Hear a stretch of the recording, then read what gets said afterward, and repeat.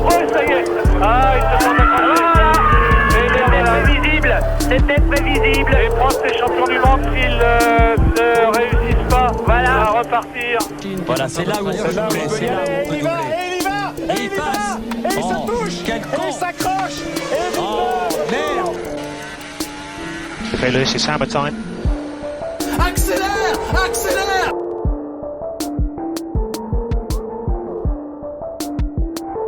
Bonjour à toutes et bonjour à tous, bienvenue chez Barbecue F1 sur Radio Merguez & Co et c'est le 16e épisode de cette saison 2021.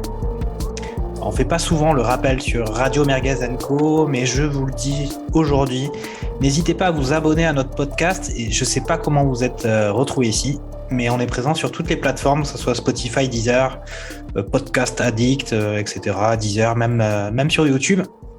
Et n'hésitez pas aussi à nous contacter si vous avez des remarques, des critiques importantes sur la prestation de nos experts merguez comme Fernando Gaspacho par exemple. Et aussi si jamais vous avez envie de participer, voire d'installer un nouveau barbecue, parce que sur Radio Merguez, on a Barbecue Foot, on a Barbecue Rugby qui d'ailleurs a fait sa rentrée cette semaine. Et bien sûr, évidemment, Barbecue F1, Barbecue Hello. Et après, à vous de voir si jamais vous avez peut-être envie de faire un barbecue Bill Bokeh, par exemple. Je ne sais pas si ça vous chante. On peut être réceptif à ce genre d'idées. Mais en tout cas, en Formule 1, donc effectivement, Barbecue F1, disponible à l'écoute tous les mercredis dès 7h du matin, après les week-ends de Grand Prix. Donc avec moi ce soir, même si j'arrive pas très bien à voir après tous ces shots de vodka, pour ce Grand Prix de Russie à Sochi, on va retrouver Gerhard Berger. Comment ça va, Gerhard ? Salut Jacques, ça va super. J'étais à la plage ce week-end, à la plage de Sochi. Et j'ai eu droit aux 4 saisons. Ça c'est ouais, effectivement, il y a eu pas mal les éléments un petit peu en furie, et puis aussi avec nous Fernando Gaspacho. Comment vas-tu, Fernando ? Eh bien, bonsoir à tous, bonsoir Jacques. Écoute, très très bien. J'espère que pour vous aussi, vous avez profiter de ce Grand Prix haletant, et plein de rebondissements. Ouais, c'était vraiment un très beau Grand Prix et puis qui succédait aussi à un Grand Prix qui avait été assez trépidant. C'était aussi c'était le Grand Prix d'Italie à Monza qui avait vu un résultat que aucun de nos pronostiqueurs pourtant extrêmement qualifiés n'avait imaginé. C'est qu'on avait eu un doublé de McLaren avec une victoire de Ricciardo et puis surtout aussi un petit crash entre Hamilton et Verstappen. Et donc là, cette fois-ci, on se retrouve pour ce week-end, pour ce barbecue F1 à Sochi, sur un circuit encore conçu par Hermann Tilke, ce qui va certainement ravir Gerhard Berger. Et puis sur un circuit qu'on pouvait qualifier avant même le début de la course comme un circuit Mercedes, puisque Mercedes avait quand même largement enrichi son palmarès sur ses virages russes. Alors pour rappel, avant le départ de ce Grand Prix, avant le départ de ce week-end, Verstappen avait déjà eu une pénalité de 3 places suite à son crash avec Hamilton et Red Bull avait décidé de changer son moteur, donc avec l'assurance qu'il partirait dimanche après-midi en dernière position. On avait eu aussi ce choix de la part de Ferrari pour Charles Leclerc. Donc les deux, au final, ont fait les qualifs un peu juste pour le principe, avec l'assurance qu'il partirait dans les dernières positions.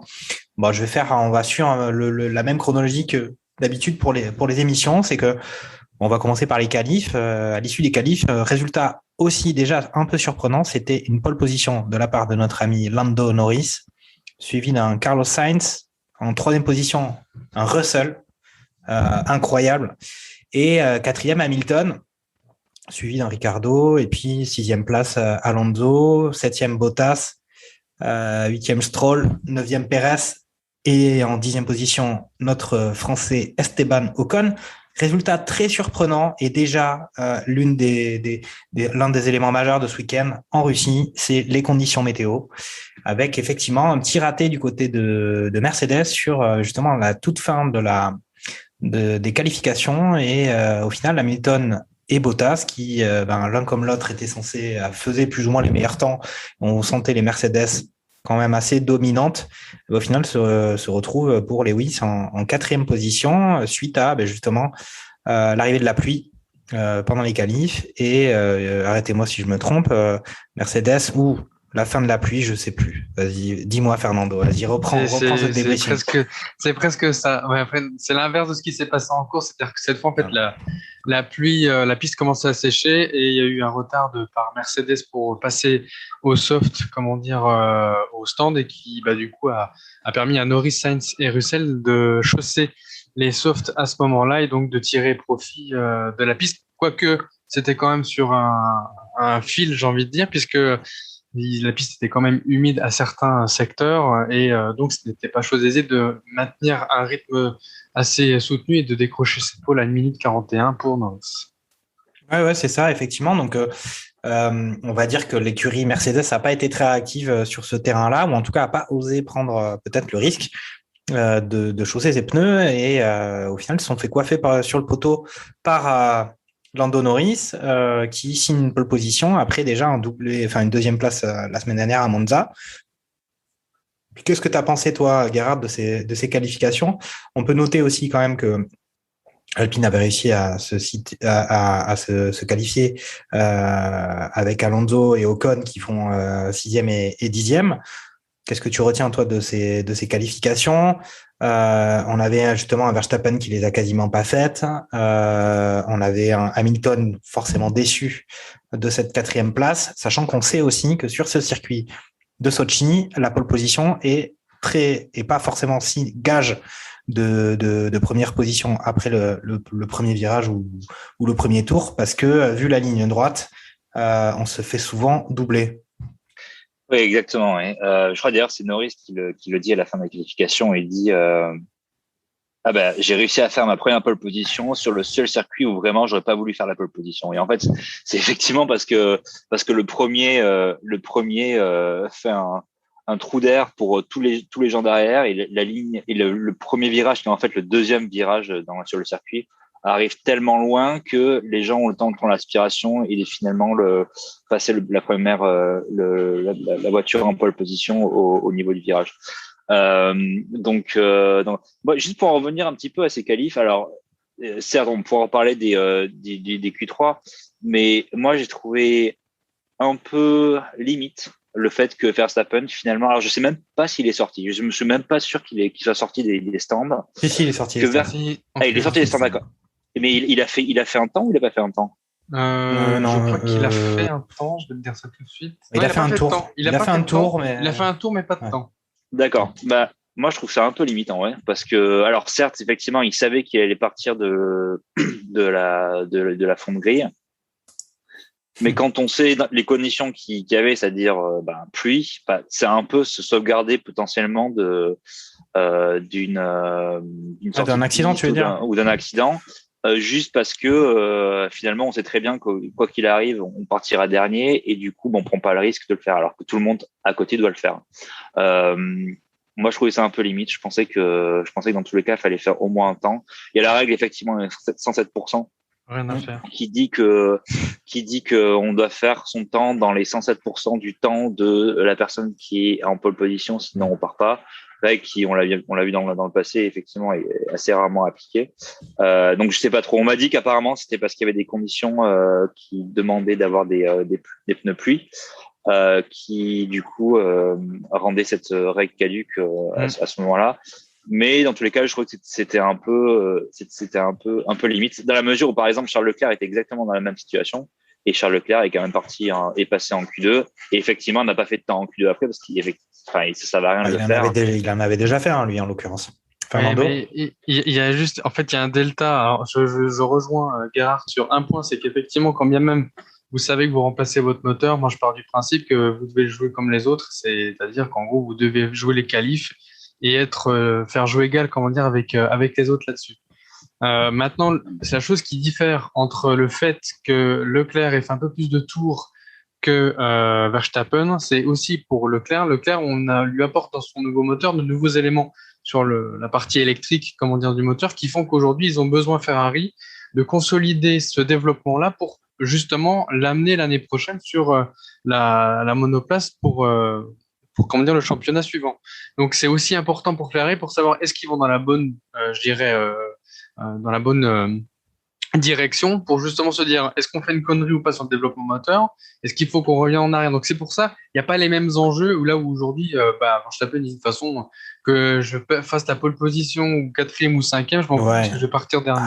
Après je suis d'accord, mais il avait déjà les éléments moteurs en free practice, on est d'accord. Même si on n'a pas eu la 3e free practice, il a pu faire tous ses tests finalement, que ce soit en rythme de course ou en rythme qualif, il a pu le faire sur les premiers et deuxièmes essais libres. Alors pour ceux qui parlent pas le périgourdin, free practice, c'est les essais libres. Pardon, essais libres. Oui, non mais après moi juste un point sur ces règles. On a pu constater quand même sur cette saison de F1 que les règles ça pouvait un peu changer au milieu de la partie quand même de temps en temps. Et moi je rejoins un peu Gerhard sur quand même cet aspect où on se dit que bon peut-être que c'est à l'interprétation d'eux ou je ne sais quoi. Dans les faits, il était quand même tenu de faire au moins un tour chronométré. Il l'a pas fait. Et je pense que quand même ça a un certain écho avec ce qui a pu se passer pendant la course du dimanche après-midi, puisqu'on a vu que aussi certaines règles avaient été un peu, on va dire, dépassées par d'autres écuries, notamment avec un qui commence par M pour ne pas les citer sur certains points, mais on y reviendra plus tard. Est-ce que vous aviez d'autres aspects à ajouter sur ces qualifications? Moi, c'est vrai que il y a eu quand même on va dire cette non-réactivité de Mercedes. On se dit que l'écurie Mercedes, ils sont peut-être un peu, par moment, peut-être pas au top, ou en tout cas avec pas forcément une grinta suffisante sur cette saison. En tout cas, moi, c'est le sentiment que ça m'avait laissé. Au final, un peu dominé ou avec ce refus peut-être de prise de risque de leur part, tout simplement. Et puis, quand même aussi, pareil, performance de Pérez très décevante. Donc, je sais pas si vous aviez d'autres points à signaler. Gasly peut-être. Gasly et comment dire, le fait que lui justement s'arrête en Q2, ne passe pas la Q3, c'est la deuxième fois cette saison qu'il n'arrive pas à passer, je dirais en Q3. Et aussi comment dire son coéquipier Tsunoda, parce que les deux font quasiment le même temps autour, comment dire, au niveau des Q2, mais pour revenir sur ce qui est en Q3, bon, les bonnes performances, on va dire, la bonne forme de McLaren, et oui, totalement, par contre, surpris de la mauvaise performance de Perez, qui lui, comme Mercedes, n'a pas su profiter justement du changement de pneus et de les mettre en température pour avoir un bon temps autour. Okay. Il y a quand même un point, c'est que, alors certes, Mercedes arrive un peu tard pour faire le changement de pneus, mais c'est un peu la spirale infernale où Hamilton tape le mur des stands. Hamilton doit en gros changer son aileron avant. Du coup, retarde aussi Bottas derrière, qui du coup doit attendre que on avance la voiture d'Hamilton pour qu'on puisse lui changer ses pneus, pour qu'il puisse repartir, et qu'on remette la voiture d'Hamilton derrière pour lui changer les pneus et lui changer l'aileron avant. Donc certes, l'appel était un peu tardif sur le changement de pneus. Mais c'est surtout en fait, je trouve comment dire, tout le détricotage derrière et le passage en pneu slick qui est problématique ici. Parce que même en fait, quand on regarde les temps des trois premiers, alors aussi quelque chose à noter, c'est que c'est Russell finalement le premier à vraiment dire, mec, il faut qu'on tente son slick. Donc effectivement, lui n'a pas grand chose à perdre avec sa Williams, à part potentiellement une sortie de piste, mais il le joue très bien, et même limite il le joue trop tôt, parce que un peu comme Sainz, je crois, Sainz en fait disait, c'est dommage, j'aurais fini mon tour un tout petit peu après, la piste aurait été encore plus sèche, et c'est possible que j'arrive à accrocher la pole. Après, le mieux peut être l'ennemi du bien. Potentiel. Donc après, je pense que pour Russell, une troisième place, c'est satisfaisant. Après, bon, il a les dents qui rayent le parquet, voire la piste, on le sait. Mais bon, mais tu fais bien de le dire, Gerhard, de rappeler justement le fait que, on a Hamilton qui, lors du changement de pneus, a réussi à malencontreusement heurter le mur qui menait au stand. Et donc derrière, il a fallu changer l'aileron, il a fallu vérifier que tout allait bien ou pas, et ça a retardé tout ça, sachant qu'on était dans les dernières minutes de la qualification et que son coéquipier devait aussi changer les pneus. Et donc Hamilton, lui, n'a pas eu, par exemple, le temps de les chauffer à sa guise, ainsi que Valtteri, pour effectuer un tour de qualif qui les aurait probablement menés en première ligne. On passe à la course. Ça vous va ? Eh ben, allez. C'est parti pour la course. Eh ben, écoutez, on va aller directement au résultat de la course, puis après entrer dans le détail, mais c'est pas du tout si au départ du Grand Prix, en tout cas après le premier tour, personne n'aurait, je pense, véritablement pronostiqué ce résultat final, puisqu'on a vu une victoire de Lewis Hamilton suivie d'une deuxième place de notre ami Max Verstappen. Et puis derrière, une troisième place pour Carlos Sainz, quatrième place pour Ricciardo, cinquième Bottas, incroyable Bottas, sixième Alonso en Alpine, et puis on a Norris qui a eu le meilleur tour, et puis alors attendez, Raikkonen huitième, c'est ça? Vous confirmez bien? Ouais. Incroyable aussi, et puis un Perez neuvième et Russell en 10e position. Alors résultat très surprenant. On va rentrer un peu dans le détail de la course, mais on peut signaler, et je l'avais déjà dit, il me semble, dans des barbecues précédents, c'est qu'il y a eu un départ. Alors Hamilton, certes, était quatrième, mais rate son départ. Et puis, on a bien dit Verstappen en deuxième position finale de ce Grand Prix, sachant qu'il est parti dernier. Un fait de course à signaler, en réalité, pas vraiment un fait de course, mais une stratégie presque Mercedes, c'est que avant le départ du dimanche, on a appris le dimanche que Bottas lui aussi changeait son moteur et donc partait alors devant Max Verstappen sur la grille, mais avec probablement l'intention du côté de Mercedes de faire un peu le bouchon pour que Verstappen ne puisse pas remonter. Bon, quand on voit le résultat de la course, on se dit que cette stratégie Mercedes n'a pas beaucoup fonctionné. Écoute, Fernando, est-ce que tu as envie de parler de la course, un peu de résumer un peu les faits qui t'ont bien marqué?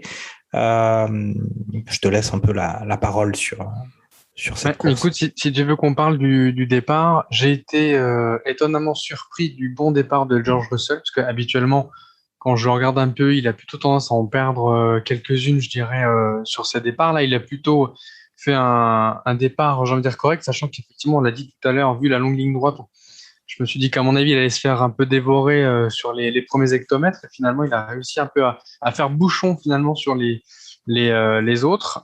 J'ai trouvé aussi Alonso pas mal, sur le départ, qui, bien évidemment, hormis le passage, dans le petit géré échappatoire en polystyrène, a essayé, de reprendre sa position. Alors, malgré ce que j'ai pu lire aussi sur certains articles depuis ce week-end, il a bien rendu la place, à George Russell quand il est passé justement dans l'échappatoire dans les deux virages d'après. Et ça a été d'ailleurs jugé avec attention par le directeur de course que l'on connaît maintenant, qui est Monsieur Maizy. Et donc il y a pas de polémique là-dessus. Maintenant, effectivement, c'est plutôt un départ assez prudent, j'ai envie de dire, d'Hamilton, qui a essayé à un moment donné de prendre, et finalement il se fait bloquer la porte par Norris, qui se rabat sur l'intérieur du virage et se voit malencontreusement l'obligation de freiner fort pour éviter la collision avec lui. Et l'un des faits, pour moi, que j'ai trouvé marquant, c'est le très bon départ des rouges, que ce soit pour Sainz ou pour Leclerc. Leclerc qui au premier tour gagne 7 places dès le premier tour. Il fait un départ canon sur les 3-4 premiers virages, et en gagnera après 2 complémentaires pour terminer le tour. Et Sainz, que dire de Sainz, qui finit en tête, je dirais, du premier tour pendant encore, je crois, 5 ou 6 tours, si je dis pas de bêtises. Gareth me corrigera. Mais on le sent très clairement que la McLaren est au-dessus de la Ferrari, du point de vue motorisation, puisque Norris par la suite a repris le lead pour le reste du Grand Prix, jusqu'à ce qu'un événement perturbateur vienne rebattre les cartes encore une fois à la fin de la course. On y reviendra. Voilà, moi ce que je peux dire, de la tête de course. Après, je laisserai Gareth compléter sur ce que lui a vu sur ce départ. Ouais, ok. Écoute, Gerhardt, je te laisse. Alors, j'ai été un peu sévère, effectivement, avec Hamilton, mais un départ alors qu'il était en 4e position, qu'il fallait absolument que. En gros, c'était quand même le Grand Prix pour Mercedes, pour que Mercedes plante des points à la fois sur le classement constructeur, mais aussi sur le classement pilote, avec cette lutte acharnée entre nos amis Lewis et Max. avec un Verstappen qui part dernier, c'était là où il fallait taper les points. Et là, boum, départ. Et puis, effectivement, un peu compliqué. Alors, c'est pas foiré de la part d'Hamilton, mais au final, il perd des places et c'est un peu, lui aussi, pour lui, une forme de remontée à faire. Toi, Gerhard, comment tu as vécu ce début de Grand Prix? Comment tu voyais la situation? Ouais. Alors, il y a beaucoup de choses à dire sur le début de Grand Prix, je trouve. Mais effectivement, je te trouve assez sévère avec Hamilton parce que moi, au contraire, je trouve qu'il prend plutôt un bon départ.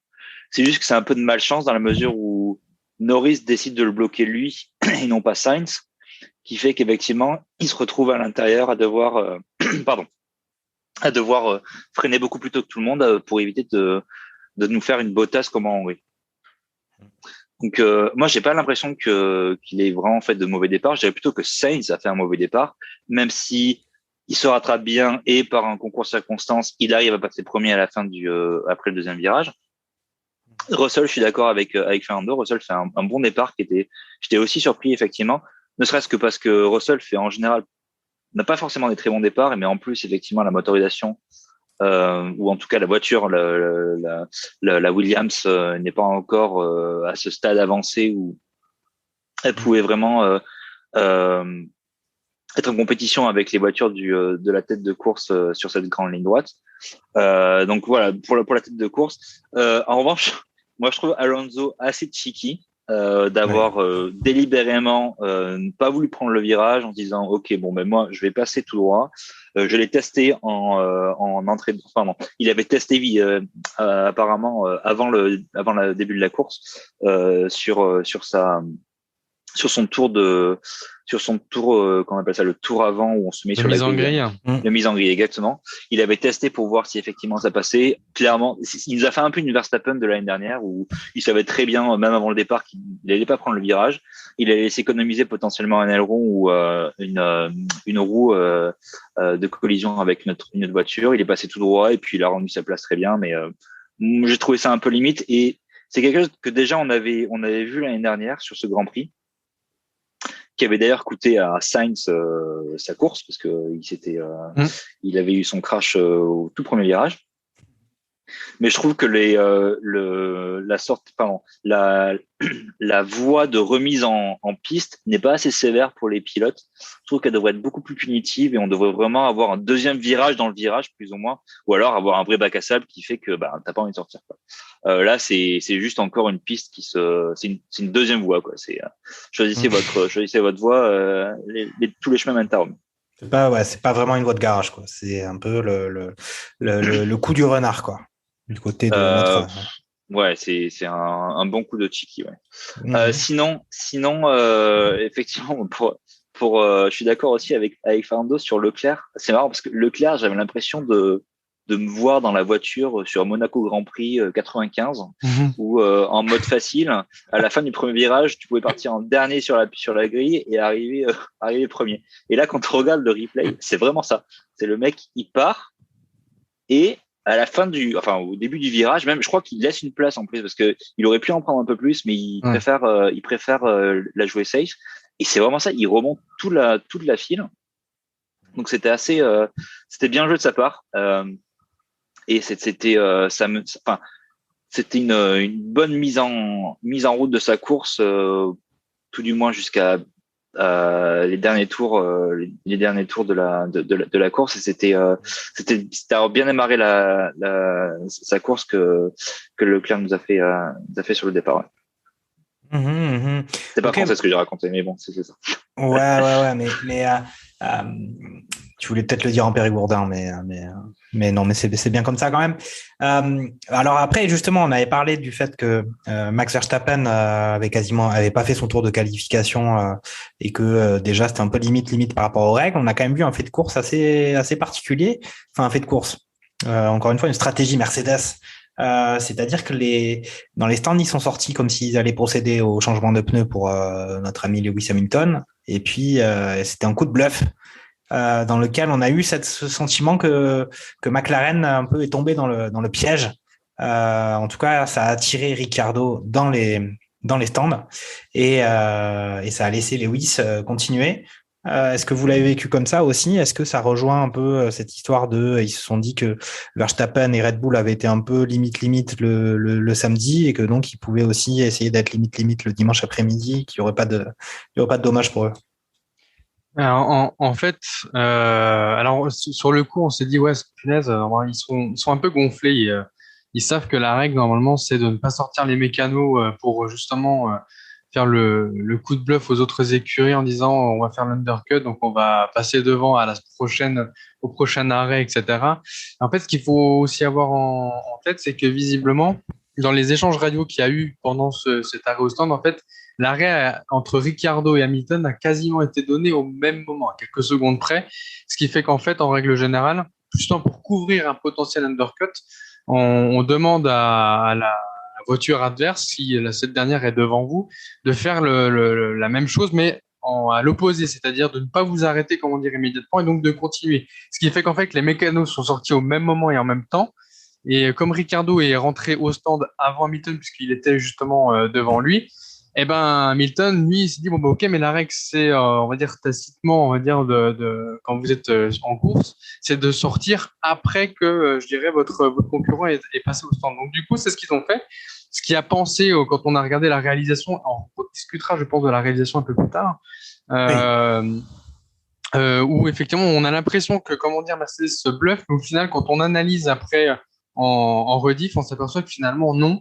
C'est pas vraiment un coup de bluff, c'est plutôt comment dire une règle d'usage qui veut que bah voilà, si vous avez votre concurrent qui passe comment dire au stand, bah vous passez le tour d'après pour ensuite rentrer gérer au stand.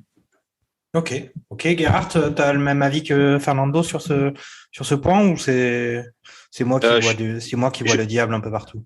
Non, enfin moi je vous avouerai, j'ai pas trop prêté attention, mais si effectivement les messages ont été donnés au même moment, je comprends tout à fait la stratégie de Mercedes et je comprends tout à fait que Hamilton ne soit pas rentré. Même si je pense que avec du recul quand même, la stratégie d'undercut était meilleure que l'overcut. Mais il fonctionne très bien d'ailleurs sur ce circuit. Ok, bah alors moi j'ai peut-être envie de parler directement du fait le plus marquant en fait de ce Grand Prix, c'est l'arrivée de la pluie dans les derniers tours, puisqu'on voyait effectivement que avec l'avancée du Grand Prix, on avait un Norris qui était en tête, qui avait réussi à s'emparer de la tête, puisque Ricciardo justement avec son arrêt au stand qui a été un peu foiré. Il y a eu pas mal d'arrêts foirés depuis que maintenant il y a moins d'assistance pour les changements de pneus, qu'il y a le facteur humain qui s'est renforcé. Et ben on se retrouve avec quelques erreurs par-ci par-là sur les arrêts qui sont au final toujours des prises de risque importantes. Et Ricciardo a perdu au final toute son avance suite à son arrêt, et on avait un Norris qui occupait la première place du Grand Prix, suivi d'un Hamilton qui on l'avait vu faire une remontée vraiment très importante et enchaîner les très bons tours, et on se disait c'est bon, ça y est, il va aller prendre la tête du Grand Prix et doubler Norris. Et puis au final, après s'être approché de Norris à moins de 2 secondes, on a vu que c'était plus difficile pour lui, alors que ce soit, je pense, l'usure des pneus, mais aussi, on va dire, la voiture en tant que telle. On sait que les Mercedes ont du mal au final à doubler dès qu'elles se retrouvent derrière une voiture avec les mouvements d'air et l'aérodynamisme. C'est compliqué pour elles. Et donc, on avait ce sentiment que ça allait être difficile pour Lewis Hamilton dans les 5 derniers tours ou les 6 derniers tours de s'emparer de la tête. Et puis là, on a commencé à entendre des messages radio comme quoi il y avait de la pluie qui arrivait.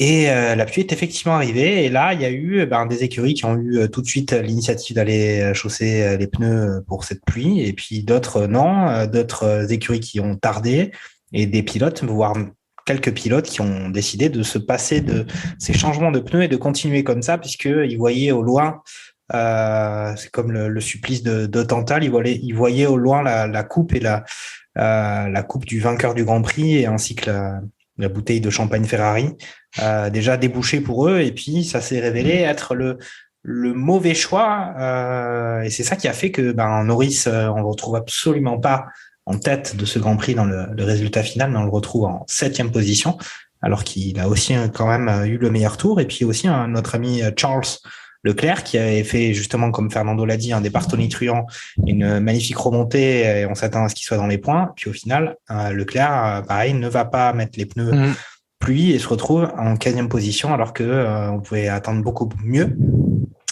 Et cette fois-ci, Mercedes a été assez réactive comme écurie, puisque Hamilton finit par remporter ce Grand Prix. Puis on a un Bottas qui avait fait une course dans les tréfonds du classement et qui n'avait d'ailleurs même pas réussi à assumer son rôle de bouchon sur Verstappen, mais un Bottas se retrouve 5e. Comment vous avez vécu cette fin de Grand Prix qui était vraiment, on voyait presque les nuages arriver par la fenêtre depuis notre estaminet et devant nos shots de vodka, on voyait les nuages noirs arriver, la pluie et puis les pilotes qui décident quand même d'insister. C'était quand même assez romanesque, hein, non, cette fin de Grand Prix, Gerhardt. Ouais, moi j'étais au fond du trou parce que je voyais Carlos Sainz, je voyais Lando Norris qui allait pouvoir avoir son premier podium. Je voyais un Leclerc qui avait fait une remontée extraordinaire parce que jusqu'au moment de la pluie, Leclerc fait une course parfaite, que ce soit sur le choix des pneumatiques, sur la gestion des pneumatiques, sur les dépassements en course. Il a un arrêt au stand qui est un peu raté, mais c'est pas de son fait. Il n'est pas non plus catastrophique comme ce qu'on a pu voir avec Ricciardo. Et l'un comme l'autre, ils font tous les deux. Alors je sais pas si c'est un péché d'orgueil ou si, enfin, tu disais, ils voient la coupe au loin avec le champagne de leur écurie. Peut-être qu'il y a un peu de ça, mais peut-être qu'il y a aussi je sais pas. Norris avait l'air de dire que il y avait quand même un différentiel entre la pluie qui est vraiment tombée et les informations que lui avait eues sur la météo à la radio avant de ce moment. Alors, je crois que d'ailleurs c'est toi, Jacques, qui le disait il y a quelques Grands Prix, c'est on arrive à faire des trucs de ouf, on arrive à aller sur la Lune, mais on n'arrive pas à dire que il y allait avoir une grosse pluie dans 3 minutes, quoi.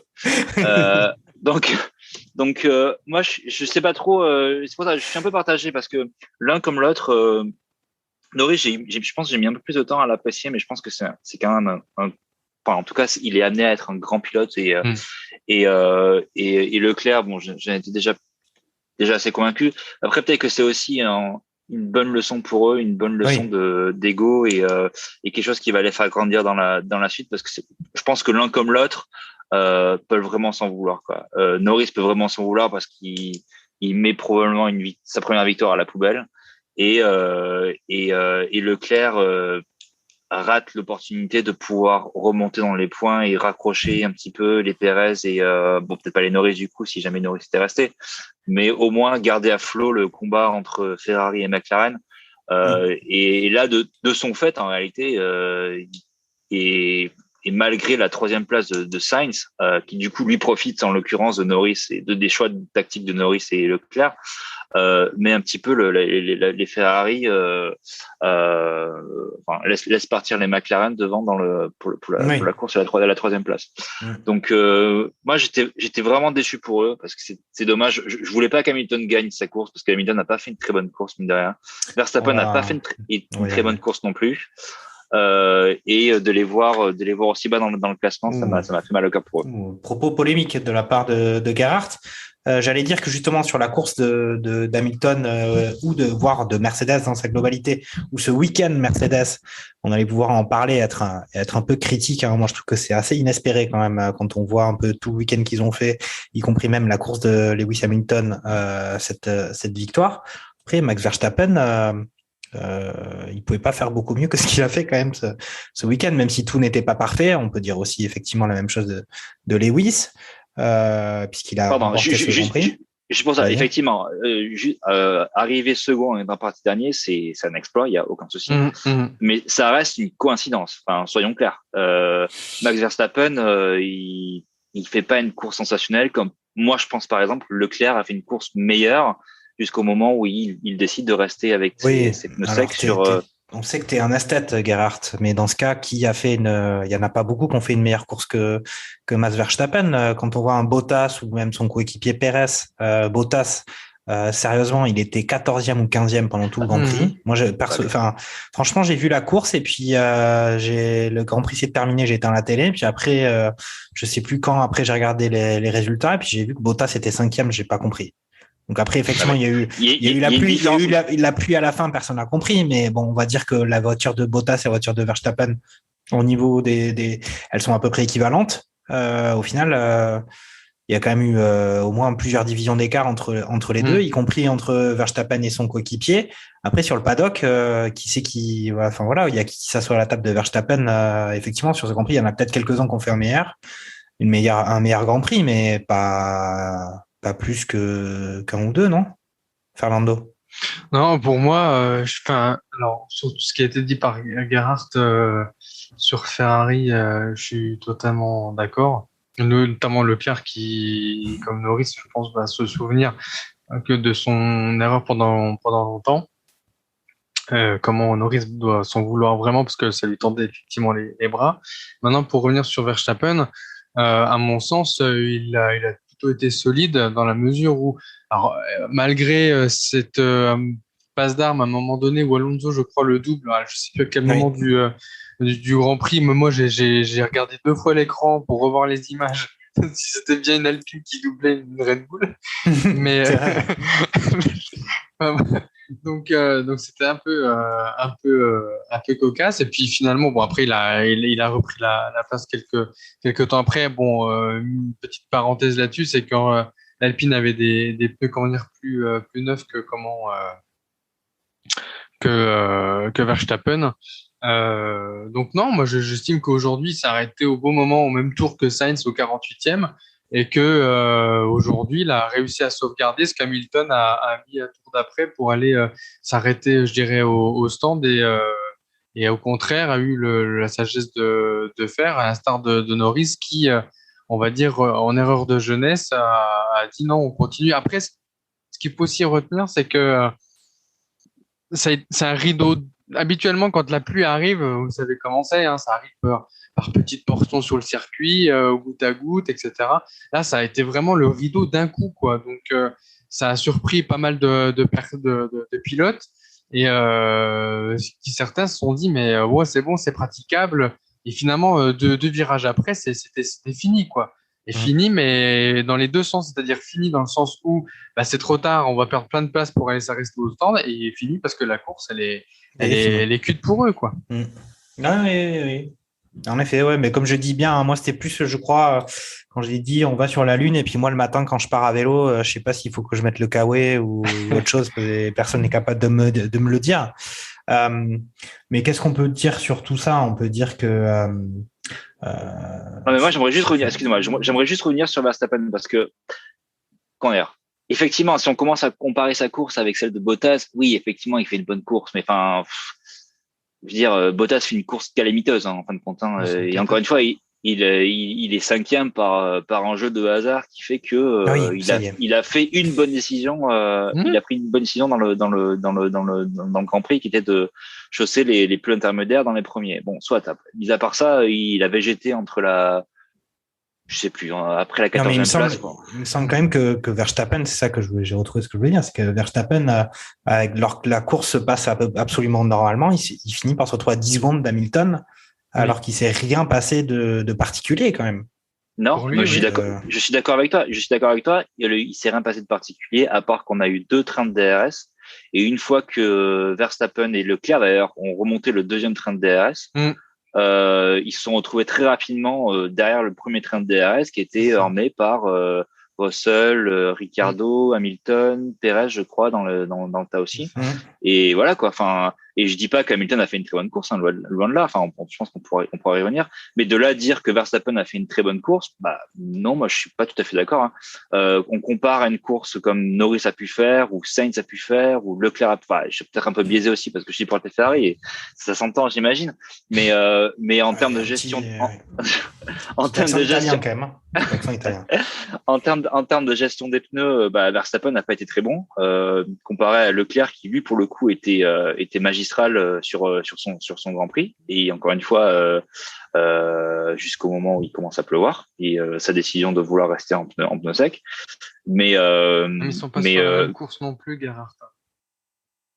Ben pourtant, si, ils commencent tous les deux en hard. En théorie, ils sont sur la même course. Ouais, mais c'est en fait, c'est pas pareil dans la mesure où Leclerc, lui, part en fond comme Verstappen, mais lui, dans son viseur, celui qu'il a en ligne de mire, c'est Hamilton. Il fait une fixette sur lui. Leclerc, lui, il s'en fout. Il sait, lui, ce qu'il essaye de faire, c'est remonter le plus haut possible. Il a pas je pense que c'est pas le même objectif. Donc finalement, il tente le coup. Et quand tu regardes les changements de pneus, Hamilton et Verstappen changent tous les deux au même tour, au tour 26, les pneus. Là où Verstappen fait une erreur, c'est que justement, il suit la stratégie, d'Hamilton. Sauf que lui, Verstappen, il est en hard. Donc, il aurait pu durcir son relais plus long, d'accord? Sauf que derrière, tu as un Hamilton qui est en tour 26, qui change ses pneus, quoi. Donc, pour moi, l'erreur, elle est là chez Verstappen. Mais on est d'accord qu'il était sur les stratégies décalées dans tous les cas, parce qu'Hamilton est parti en médium et ok.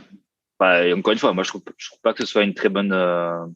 J'entends très bien ton argument et j'entends qu'effectivement on est là pour le championnat, on n'est pas là pour arriver forcément premier à la course, on est là pour battre l'autre. Mais mon ressenti et autour de ce barbecue, c'est juste que Verstappen, du coup, elle n'a pas fait une très bonne course, c'est tout. Ok. Alors, moi, avant qu'on passe à nos petites rubriques habituelles de notre barbecue, qu'est-ce que ça vous laisse comme sentiment sur le duel, alors plus moins Mercedes que Red Bull, mais surtout Hamilton-Verstappen. Moi, je trouve qu'effectivement, il y a cette victoire d'Hamilton. On l'a pas encore dit, mais c'est sa 100e victoire en Formule 1. Donc, c'est incroyable et exceptionnel. Pour autant, je trouve que ce Grand Prix a plutôt mis en évidence que ça allait vraiment être hardcore pour notre ami Lewis. Qu'on a vu qu'un Verstappen, alors qui a peut-être pas fait la course parfaite, comme le souligne bien Gerhard, mais qui a l'air quand même plutôt à l'aise. Plutôt décontracté, plutôt presque un peu facile, puisqu'il finit deuxième de ce Grand Prix. Alors, il y a eu des faits de course et qui ont pu lui profiter, mais plutôt à l'aise. Et avec un Lewis et une écurie Mercedes qui ont été plutôt un peu en difficulté sur ce week-end. Moi, en me disant ça va être un week-end Mercedes, ils vont emporter avec évidemment, c'est jamais facile, mais c'est pour eux ce week-end. Au final, c'était pas tant pour eux que ça. Ils ont amélioré leur classement constructeur, le différentiel par rapport à Red Bull, principalement parce que Perez a été un peu à la ramasse ce week-end et qu'ils ont eu avec Bottas un bon changement de pneus. Mais je trouve que c'est plus inquiétant, à l'issue de ce week-end pour Hamilton qu'avant ce week-end au final. T'en penses quoi, Fernando? Ouais, je suis plutôt d'accord avec toi. Je trouve Mercedes plus dans le combat, dans l'effort, on va dire, que Red Bull, notamment de Verstappen. Et mais c'est plutôt Verstappen. C'est vraiment là, voilà, on a vraiment la partie physique aujourd'hui qui commence un peu à se voir, à se dessiner un peu plus. On a vraiment un duel de titans aujourd'hui entre Hamilton et Verstappen. Où avant c'était plutôt Verstappen contre Mercedes. Là, on a un Bottas qui est légèrement en retrait sur ce Grand Prix-là. Grand Prix d'avant, c'était pas le cas là, quoique il nous a quand même bien fait quelques bons tours en essai libre, Bottas là-dessus. Mais cela dit, je trouve que là, on a vraiment un vrai dessin de deux pilotes qui, je dirais, se battent, pour le championnat. On a 2 points. Si je calcule bien, je ne sais pas si on a dit le résultat des pilotes au classement général, mais on n'a que 2 points qui séparent ces 2 points d'écart. Ces 2 pilotes. Et aujourd'hui, il reste que 7 courses. Et je pense que là, ça va être tendu jusqu'à la fin. Et ça va être un peu le fil rouge à suivre. Ça me donne vraiment envie. Mais je suis d'accord, je te rejoins. Pour moi, je sens Mercedes un peu plus dans le combat, dans la difficulté, que Red Bull, dans la facilité qu'ils ont. Moi, je trouve que Verstappen, pour atteindre ces résultats-là, effectivement, il aurait pu faire mieux, mais au final, on va dire, on a ce sentiment qu'il en a un peu sous la pédale. Alors qu'Hamilton, il y a eu quand même pas mal il y a eu pas mal d'erreurs. Il y a eu ce départ, certes, qui était compliqué. On peut pas le qualifier de vraiment raté, mais qui a pas été évident. On avait cette stratégie où se sont dit, bah tiens, on va un peu embêter Red Bull. On va mettre Bottas derrière en lui changeant son moteur. On va en profiter. Puis au final, Bottas, bizarrement, il a même pas, il a même pas fait gaffe à ce que Verstappen le double dans un virage. C'est quand même un petit peu étonnant parce qu'à mon avis, c'était le seul truc qu'il lui avait dit de surveiller avant de prendre le départ. Et puis, on a un Pérez qui est plutôt quelconque. Donc, effectivement, toujours ce duel qui va nous obséder jusqu'à la fin de la saison. Et un Red Bull qui, voilà, ils peuvent se permettre de partir dernier. Et puis, au final, c'est comme si ça leur faisait rien du tout. Gerhard, est-ce que tu partages un peu ce sentiment? Moi, j'ai dit sur le Grand Prix précédent, après le crash qu'il y a eu entre Max et Lewis, de quel côté j'étais? J'étais du côté de Lewis. Mais pour autant, je suis un peu inquiet pour Lewis. Ouais, mais comme ce qui a été dit, je pense qu'il y a, comment dire, on est moins passé on est passé d'une bataille Mercedes contre Verstappen, où finalement la Red Bull n'avait qu'un pilote vraiment qui pouvait être de taille, à une bataille Hamilton-Verstappen, dans la mesure où effectivement Bottas est, on peut dire, autant en retrait que Perez l'est aujourd'hui. Enfin, concrètement, les deuxièmes pilotes de ces deux écuries n'apportent pas vraiment grand-chose au combat, que ce soit sur le championnat des pilotes ou le championnat des écuries. Après,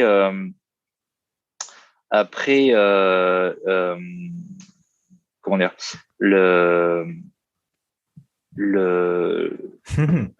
combat qu'on a Verstappen Hamilton, moi je trouve un peu Hamilton, comment dire, c'est un peu l'image du vieux sage Hamilton qui est, bon, on peut pas le renier. Hamilton est pas si vieux que ça, d'accord, mais bon, je veux dire, quand tu auras l'âge moyen de la grille aujourd'hui, il reste plutôt dans les anciens.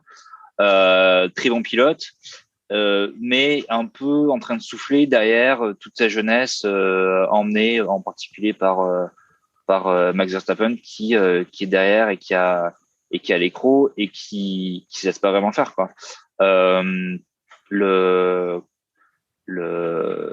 Moi je trouve que c'est un peu la bataille aussi de l'essoufflement d'Hamilton et en règle générale des vieux de la grille, comparé aux jeunes qui arrivent.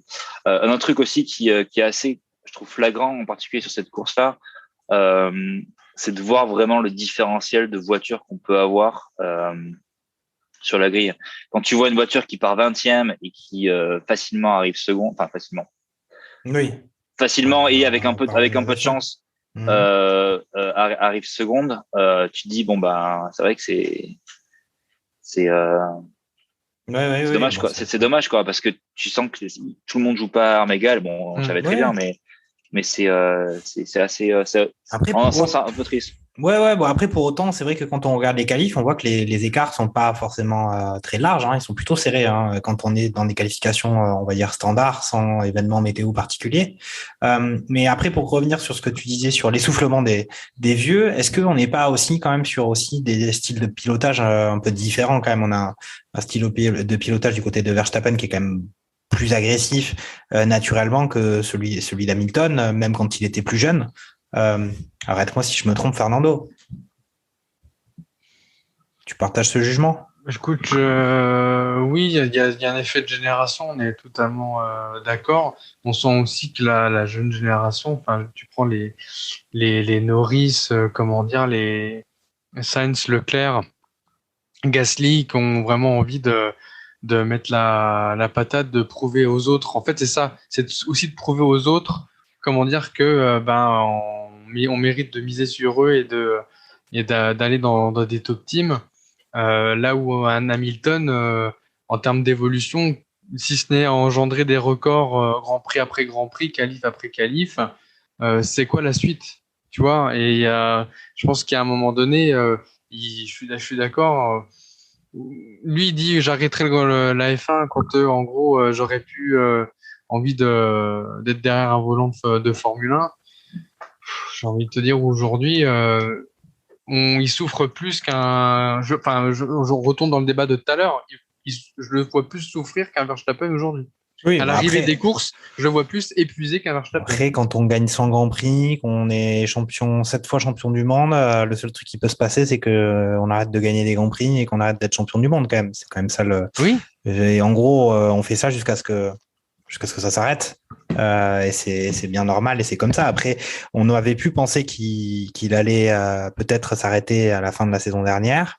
Au final, il a prolongé cette saison. On sait qu'il fera la saison prochaine.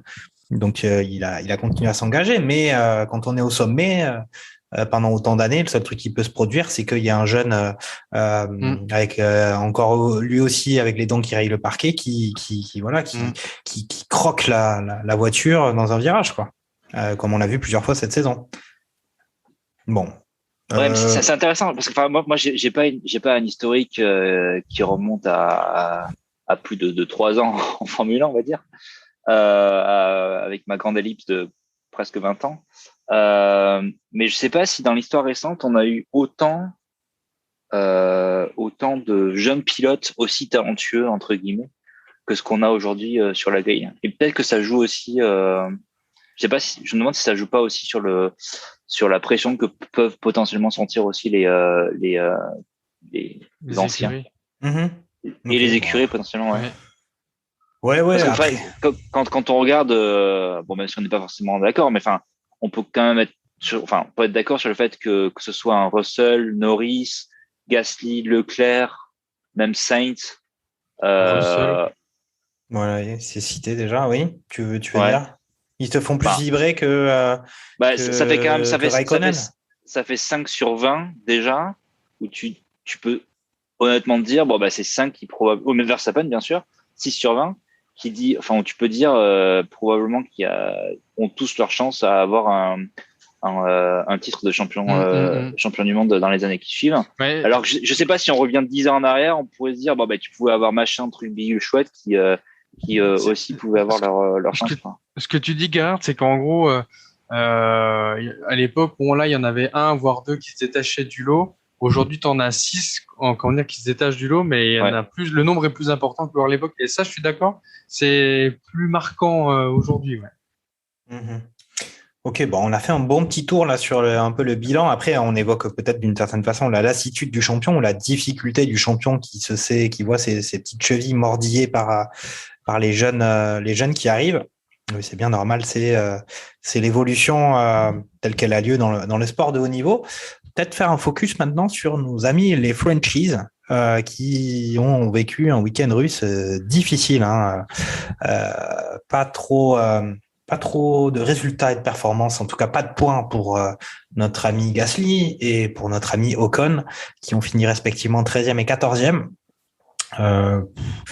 On va quand même signaler que pour Ocon, le week-end est encore plus dur que pour Gasly, puisqu'il a vu son coéquipier, lui, finir en 6e place, Alonso, qui a été plutôt pas mal tout ce week-end, et qui en plus s'est permis de raconter à l'issue du Grand Prix qu'il aurait pu faire encore mieux que cette 6e place, voire viser un podium. C'était histoire de bien faire mal aussi à son coéquipier, qu'on n'a pas vraiment senti dans le coup, et peut-être effectivement... on a pu se dire aussi que, ça y est, Alonso, c'est le dominant. Il y avait eu cette transition-là, mais peut-être là, c'est une confirmation sur ça y est, c'est Fernando qui tient le flambeau du côté d'Alpine.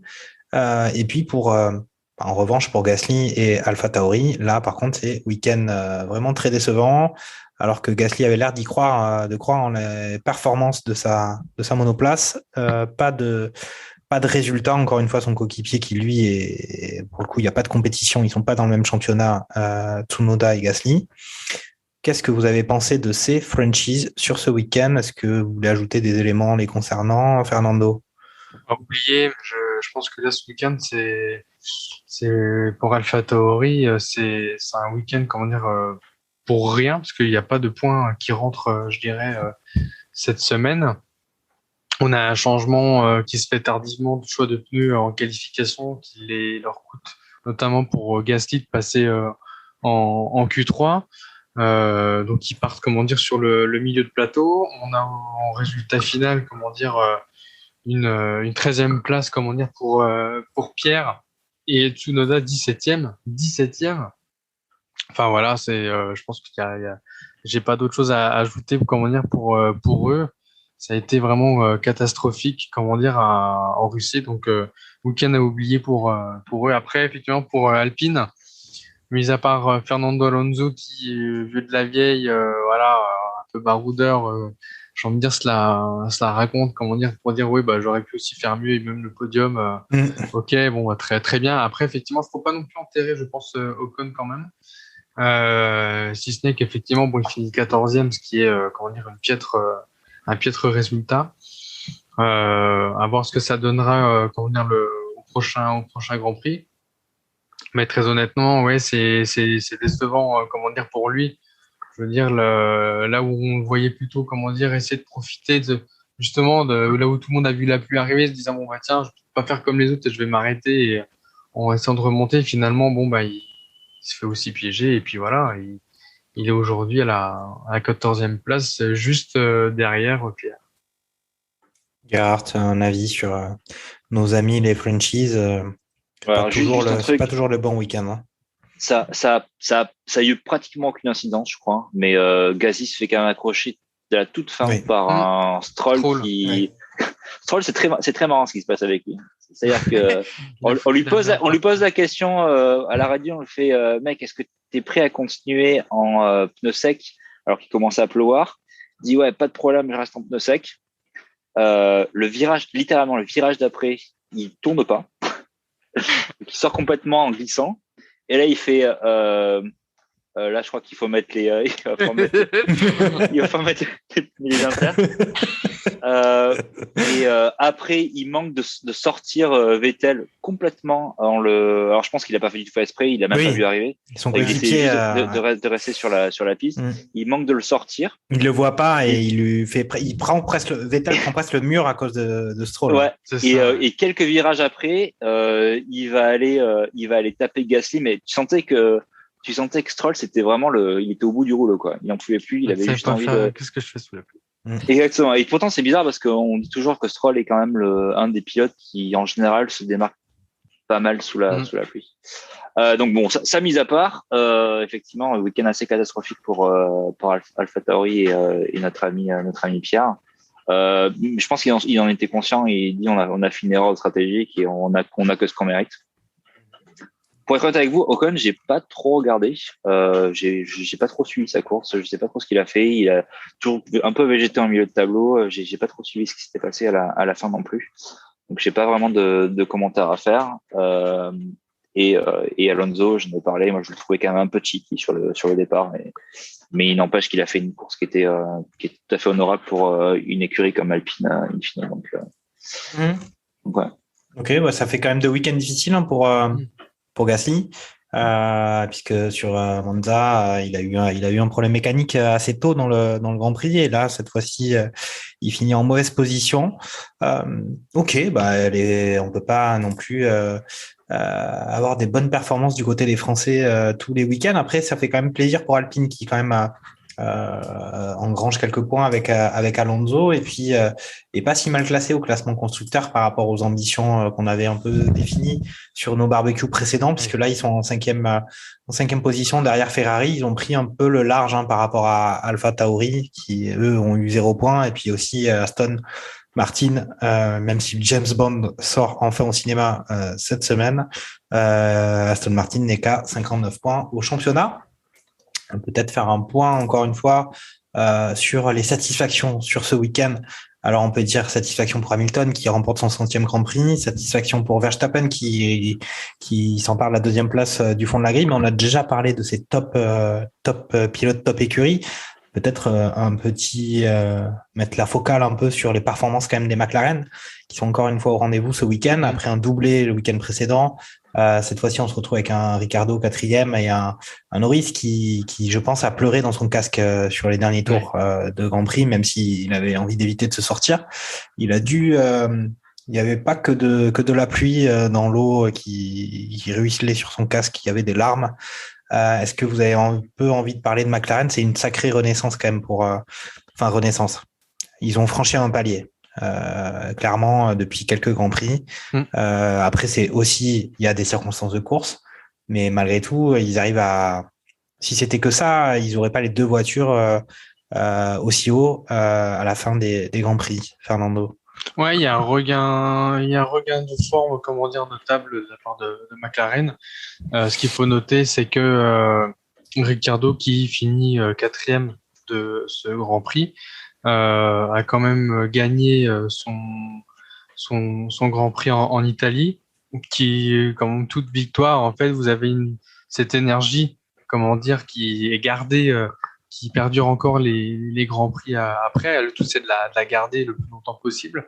Donc, il y a ça qui les met en avant. Et puis, vous avez Norris qui, depuis le début de la saison, on en parle, tire l'équipe, comment dire, vers le haut. Donc là, si Ricciardo commence à bien être en confiance sur sa monoplace et que, malgré la mauvaise performance, le mauvais choix, enfin, c'est plutôt la décision de Norris qui le plombe sur le Grand Prix, la performance chez McLaren, elle est véritablement présente. Je pense qu'aujourd'hui, là où il y a un combat au classement des constructeurs avec Ferrari, mais je pense que côté, on va dire, physique, matériel, on va dire, de la chose avec la Ferrari, la McLaren est au-dessus de la Ferrari, comment dire, cette saison. Du point de vue moteur, c'est indéniable. Donc, il y a un vrai effet, comment dire, depuis maintenant quelques Grands Prix qui se transforment aujourd'hui consécutivement sur deux courses. C'est plutôt bien. Moi, je dis de voir une troisième écurie en bonne forme qui vient un petit peu challenger les deux écuries de tête. Donc voilà, non, c'est effectivement notable et c'est une bonne chose. Oui, puis on peut ajouter à ça aussi que les pilotes qui sont dans les véhicules, au-delà des performances des voitures, un Norris, Ricciardo, ça dépareille pas par rapport à un Bottas ou un Perez. Est-ce que tu partages ce sentiment aussi, Gerhard, et est-ce que tu as d'autres aussi satisfactions sur ce Grand Prix, 8e place de Raikkonen par exemple, je sais pas, est-ce que ça te fait plaisir? Ça fait ni chaud ni froid, le 8e place de Raikkonen. Je pense qu'à ce stade-là, c'est je mets pas en question la qualité du pilote, c'est juste que c'était un peu du gamble à la fin et du pari à la fin et il se trouve et il se trouve merci que pour la traduction. Merci. Il se trouve que Raikkonen arrive à tirer son épingle du jeu et ramener quelques points pour la Ferrari. Non, juste pour revenir sur McLaren, je suis tout à fait d'accord avec ce que Fernando a dit. Et moi, ça me fait d'autant plus plaisir que je pense que du coup, effectivement, Ricciardo se retrouve dans une spirale vertueuse où il se sent plus en confiance, et ça se voit et mine de rien, comme tu le disais, je pense que Ferrari et McLaren se jouaient plus ou moins au classement pour la 3e place, dans la mesure où Ricciardo était un petit peu en retrait par rapport au combo Charles Leclerc et Carlos Sainz qui, mine de rien, arrivaient à être assez égaux sur les points qu'ils rapportaient pour l'écurie Ferrari, alors que côté McLaren, c'était essentiellement Norris qui arrivait c'était largement Norris qui rapportait les points de McLaren. Si effectivement Ricciardo arrive à finalement se sentir mieux et à faire pratiquement jeu égal avec Norris, à ce moment-là, il n'y a plus de combat. Hein. C'est sûr que McLaren va arriver 3e, surtout que je pense au circuit qui nous attend pour la suite de la saison. C'est pas forcément des circuits qui vont être trop propices à Ferrari, qui sont meilleurs sur les circuits où effectivement on n'a pas besoin d'une grosse motorisation. Donc ouais, non, effectivement McLaren, ça fait du bien de les voir et moi je trouve que le line-up Norris, Ricciardo, c'est quand même des mecs cool et c'est faisant ça ça fait encore plus plaisir finalement de les voir performer. Ouais, je suis bien d'accord. Ouais. C'est une bonne équipe. Après là, c'est vrai que Norris, il doit mal dormir la nuit de son col avec la pluie. Ça a dû faire mal, ça. Un autre bon point, moi juste, excuse-moi, juste un autre bon point qui n'a absolument rien à voir, mais elle est quand même cool cette saison parce qu'on se dit, purée, pour avoir un circuit de Sochi qui soit aussi palpitant, il fallait quand même le sortir du chapeau du magicien, quoi. Je sais pas, j'ai toujours pensé que le circuit de Russie, et ça s'est confirmé l'année précédente, en tout cas de mon ressenti, était quand même un circuit assez ennuyeux. Là, en l'occurrence, pas du tout, et c'est trop bien, quoi. Et pour une saison 2021, on disait finalement il y a aucun enjeu, pas de développement, la saison avant le Big Bang de 2022, in fine, c'est une saison qui est extrêmement palpitante. Ouais, vas-y, Fernando, tu voulais dire quelque chose. De petits parallèles. Le premier, là où effectivement Norris doit s'en vouloir aussi, et là où, à mon avis, l'écurie a dû aussi l'attendre à la fin de la course, c'est cet échange radio assez hard, où il lui dit clairement de la fermer. Et encore, je le dis de manière un peu correcte, auprès de son ingénieur en lui disant ok, je conduis, laisse-moi, en gros, ferme-la, et moi je vais rester avec mes pneus slick. Et au final, ben voilà quoi. Et Donc, je pense qu'à mon avis, Zach Brown a dû passer un petit moment avec Norris en lui expliquant un petit peu la politesse, comment dire, des choses et des échanges avec l'ingénieur. Donc ça, c'est la parenthèse. Maintenant, sur le parallèle, j'ai envie de dire, en termes de mouvement sur ce type d'édition, il y avait le cas des dernières éditions, notamment en 2012, avant le passage à l'ère hybride en 2013, où effectivement, vous aviez eu une saison, comment dire, je dirais aussi mouvementée et dynamique, assez incroyable. Et donc, finalement, on se dit, bon, est-ce que les dernières saisons avant un changement ou un changement de réglementation font que les écuries se libèrent, etc. Mais je trouve qu'il y a un phénomène cyclique qui se reproduit, et voilà, c'était le petit parallèle par rapport à ça. Ok, c'est possible. Alors là, on a fait peut-être le tour des satisfactions, peut-être dans les déceptions de ce Grand Prix de ce week-end. On a AlphaTauri, on a déjà cité déjà la voiture. L'adaptation aux circonstances de course, on a vu quand même que Gasly avait pas mal critiqué sa team ce week-end, notamment sur le choix des pneus, il me semble, pour la qualif, notamment. Est-ce que vous avez d'autres déceptions dont vous avez envie de faire part, peut-être pas chez les gros, mais sur les écuries, les autres écuries, on a encore une fois Aston Martin qui vit un week-end très difficile. On a peut-être un Russell qui, au final, alors qu'il s'était bien positionné en qualification, finit, il me semble que seulement 10e. Oui. Donc c'est pas ouf, c'est un peu une déception. Gerhardt ou Fernando? Vas-y, Fernando. Bah écoute, on n'en a pas beaucoup parlé, mais je trouve que pour Antonio Giovinazzi, par exemple, a pas fait un super week-end, comment dire, en Russie, aux essais libres 3, je crois, de mémoire. Il vient taper l'arrière de sa monoplace, comment dire, contre un des murets. Il repart, alors que après un choc comme ça, normalement, c'est cuit. Ce qui fait qu'en repartant, il fait suspendre la séance parce qu'il dépose des débris partout. Et puis au résultat, comment dire, final de la course, il finit 16e, juste comment dire, devant Tsunoda. C'est vraiment pas, je dirais, oufissime, sachant que il n'y a pas encore eu de confirmation chez les pilotes Alfa Romeo. Oui, c'est le seul baquet qui reste en lice. Et comme le disait, je crois, c'est pas Niki Lambda, c'est Charles Carrefour. Fred Vasseur va pas se presser, comment dire, pour les données, mais vu les résultats d'Antonio Giovinazzi là sur cette course-là et les courses d'avant, c'est pas ouf. Oui. Ok, peut-être un point aussi, moi j'avais envie quand même d'indiquer, de souligner quand même les performances de l'écurie Haas, week-end après week-end. On se rend compte que voilà, Mazepin et Schumacher, au final ça fait regretter le duo de l'année précédente ou des années précédentes avec Grosjean et Hülkenberg. Parce que là, Magnussen, pardon, excusez-moi pour ce lapsus. Mais voilà, il se passe absolument rien. On voit rien à part peut-être une animosité entre les pilotes, certaines errances que Mazepin a un peu corrigées quand même au fur et à mesure des Grands Prix.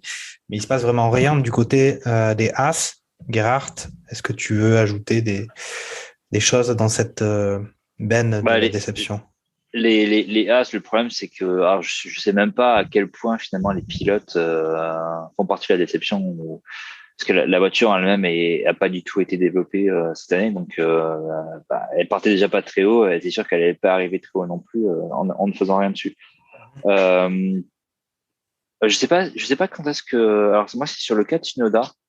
Je sais pas quand est-ce qu'il a sorti qu'il était étonné, je sais pas si c'était que vous en avez parlé la semaine dernière, je sais plus quand est-ce qu'il a sorti, qu'il était étonné que l'écurie le garde pour l'année qui suit. Ah bon? J'avais pas entendu cette déclaration. Ouais. Il était étonné parce qu'il disait ah ben non, j'ai craché plein de voitures, j'étais persuadé qu'il allait pas me garder. Et je crois que c'est Coulthard qui s'est fendu dans le commentaire en disant écoute, franchement, j'ai pas envie de te voir sur la grille l'année prochaine parce que un pilote qui a ce genre de réflexion, ça montre qu'il est pas à fond, quoi. Donc et tu peux remercier Honda de te sponsoriser. Là, ça faut pas non plus tirer sur l'ambulance tout de même.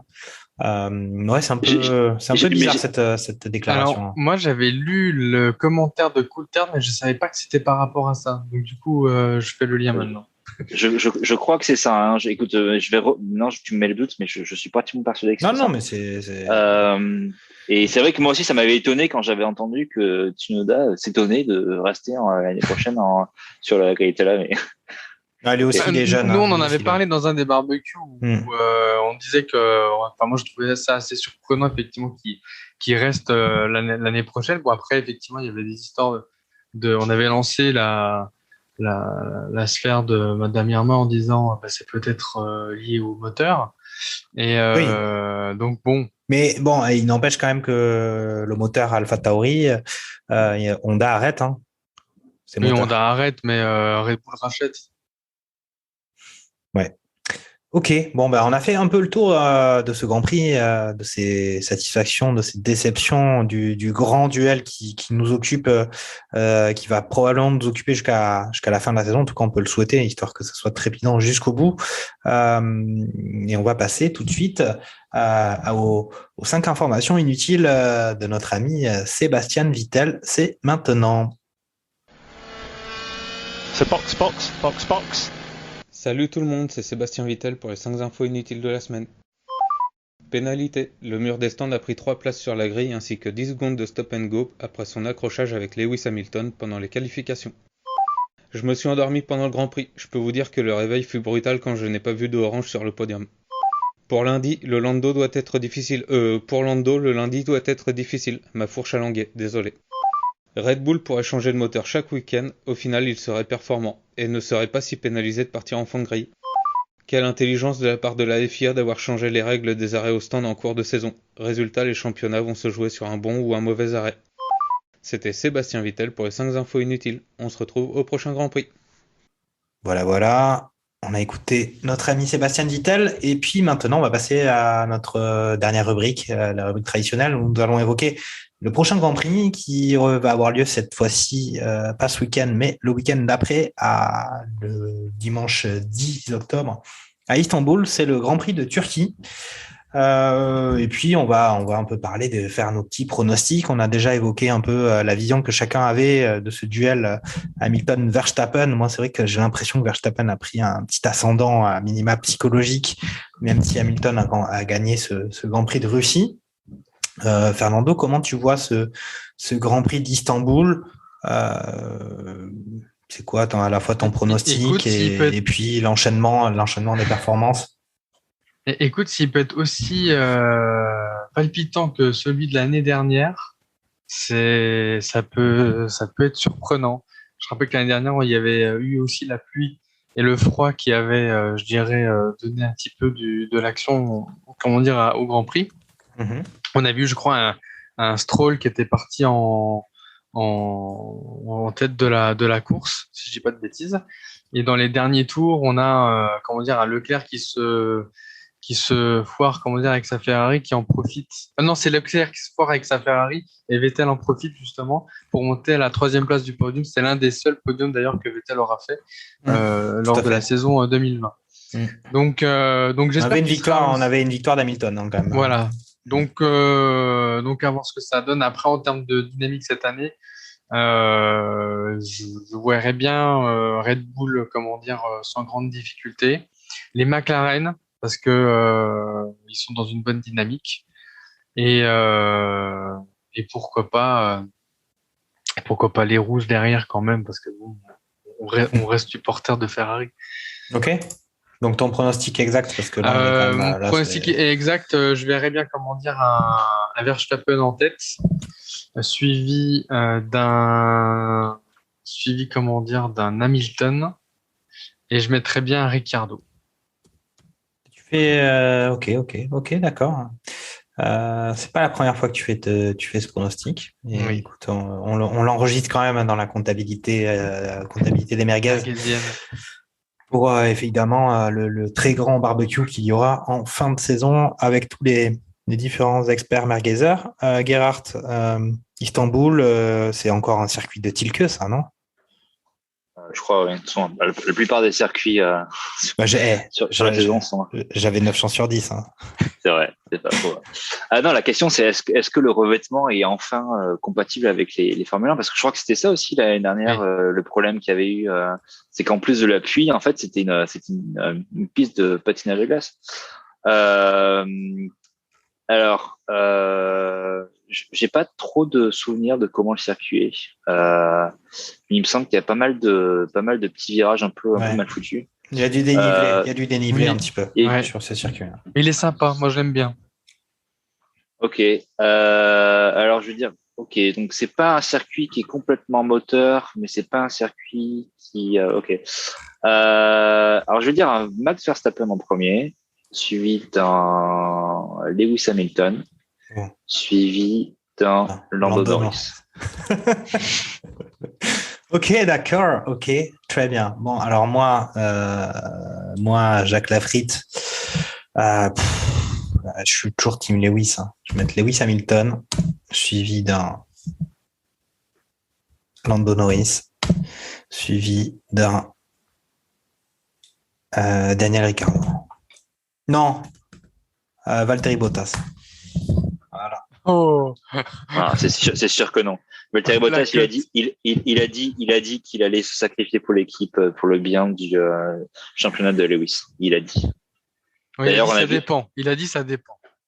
Il a dit ça dépend. Il a dit ça dépend. Peut-être qu'en français, il a dit ça dépend. Du coup. Il dépend. Ok, non, mais pourquoi s'il sacrifie pour l'équipe, ça veut quand même dire qu'il essaie de faire des performances, non? Non, ça veut dire qu'il est prêt à pas avoir des résultats pour que Lewis puisse en avoir. Ouais. Donc, se sacrifier pour continuer plus longtemps alors qu'il a ses pneus qui sont pas bien et qu'il va devoir faire un changement plus tard. Et bref, on a vu qu'il se sacrifiait aussi sur le Grand Prix de Sochi, hein, pour retenir Max Verstappen, et ça a payé. Ok. Bon, bien. Vous avez quelques petits mots à ajouter? Là, on a fait les pronostics du Grand Prix, on a fini notre émission. Fernando, tu as un petit truc à nous raconter? Bah oui, parce que du coup, c'était quoi les pronostics qu'on avait dit sur le... Ah, tu veux faire un petit retour sur les pronostics? Bah écoute, moi j'avais annoncé une victoire de Lewis Hamilton, une deuxième place de Max Verstappen, une troisième place de Valtteri Bottas. Donc j'avais les deux premiers. C'est pas mauvais, hein? C'était pas mal. Et puis Fernando, lui, il avait annoncé un Valtteri Bottas, suivi d'un Lando Norris, suivi d'un Lewis Hamilton. Valtteri Bottas en victoire de Valtteri Bottas, qui s'était passé quoi sur le dernier barbecue? Il y avait dû y avoir un peu de rosé, je pense, le rosé piscine, je pense. Un peu trop de pizza. Et puis après, Gerhardt n'était pas sur le dernier barbecue, mais on avait Charles Carrefour qui nous avait annoncé une victoire de Hamilton, suivi d'un Bottas, suivi d'un Verstappen. Et pour Niki Lambda, qui n'est pas là ce soir, je crois qu'il est au Parc des Princes, Niki Lambda nous avait annoncé un Lewis Hamilton, Max Verstappen et Valtteri Bottas, pronostic similaire à celui de Jacques Lafritte. Voilà, Fernando voulait un petit débriefing des pronostics. Tu l'as. Voilà, je répète ma question, des petits points à ajouter. Moi, j'ai une info un peu rigolote qui a été donnée pendant le Grand Prix. C'est Mazepin qui a invité Schumacher à venir visiter sa demeure. Je pense que comme il s'est dit qu'il va encore l'avoir pendant un an, ça serait quand même bien qu'il lui offre un petit coup à la maison. Ok. C'est plutôt sympa. Hein. Ouais, c'est plutôt sympa. Si ça peut, on va dire, de manière cordiale et on va dire de faire avancer les choses, parce que l'ambiance était vraiment exécrable, on va dire, entre les deux. Donc, à voir ce que ça donne. Ok. Bon, bah écoute, merci pour cette info et puis merci à vous deux pour ce très bon barbecue pendant lequel on s'est régalé.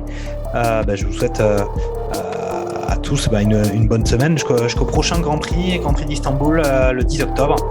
Et on se retrouvera pour nous écouter dès le mercredi matin. Salut les gars. Ciao. Ciao. Salut. Merci.